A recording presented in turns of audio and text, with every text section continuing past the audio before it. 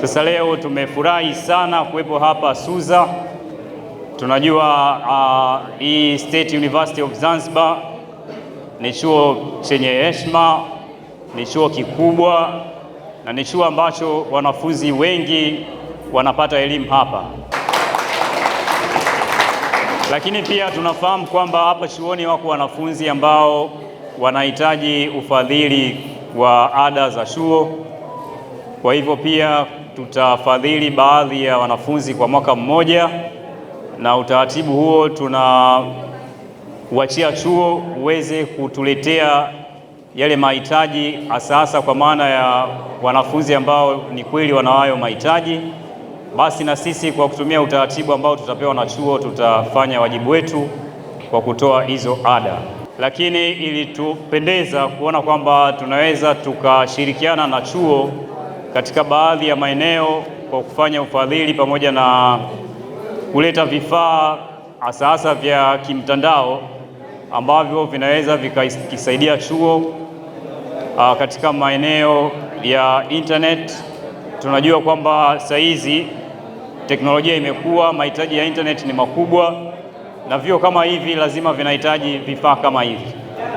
Kwa hiyo kwa wakati huu tumeshiriki pamoja na kuleta internet routers ambazo zitatumika baadhi katika ofisi za chuo, lakini pia zitatumika kwa ajili ya wanafunzi.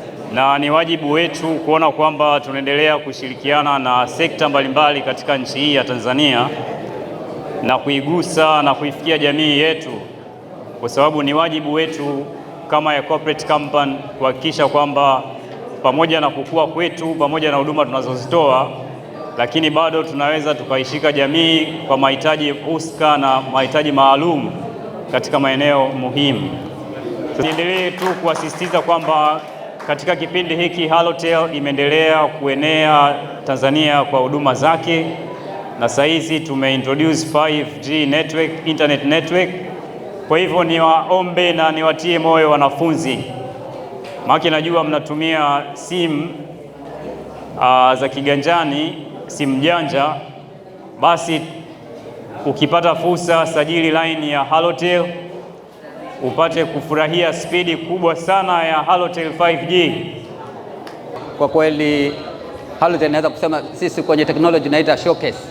Wame showcase kwamba jinsi gani kampuni ambazo zinafanya kazi kwenye nchi zinatakiwa zibehave. This is how it's supposed to be. Na kwa kweli mmefanya kwenye audience ambayo ni sahihi. Tuna wanafunzi kwa mfano sasa hivi wako kwenye mitihani. Really they are in needs, kwa sababu mwanafunzi hawezi kuwa kwenye mitihani alafu aanze kupika, kwa sababu wengi wao wanajipikia. Nilitamani kwamba isiwe siku moja, iwe zaidi ya siku moja, lakini kwa wakati huu tunaomba tuwashukuru, kwani hii nilipozungumza ku showcase manake ni kuonesha mfano kwa wengine ili nao. Kwa hivyo hilo nashukuru, lakini eneo jingine ni eneo la sponsorship. Mimi mwenyewe nimekuwa mkuu wa idara kwa muda wa miaka 6 kwenye idara ya kompyuta ambao tulikuwa tuna host wanafunzi karibu 600. Kwa hivyo katika kitu ambacho is headache to me ilikuwa ni wakati wa mitihani, wanafunzi wanavyonijia kwenye idara kwamba wanashindwa kulipa ada, na really unamuona kwamba mwanafunzi kashindwa kulipa ada, yaani hana uwezo, kwamba sio kwamba kashindwa, hana uwezo, lakini utafanyaje? Kwa hivyo nayo pia ni showcase nyingine ambayo is very impactful kwenye community. Sisi ofisi ya ustawi wa wanafunzi tunaunga mkono sana jitihada na harakati za management katika harakati zote zinazowahusu wanafunzi na ustawi wao. Pili, nichukue fursa hii kuwashukuru kwa dhati management ya Halotel kwa mahusiano mema, mahusiano bora ambayo tumekuwa nayo kwa kipindi kirefu sana, yenye tija kwetu, hasa kwa wanafunzi wetu, wamekuwa ni wanufaika. Niseme kidogo kwa management kwamba leo iftari hii imedhaminiwa na imeandaliwa 100% na wenzetu wa kampuni hii au taasisi hii ya Halotel. Naomba kila mtu ajue hilo, tuwashukuru kwa dhati ndani ya mioyo yao kwa nia zao njema, na inshallah Mwenyezi Mungu awalipe.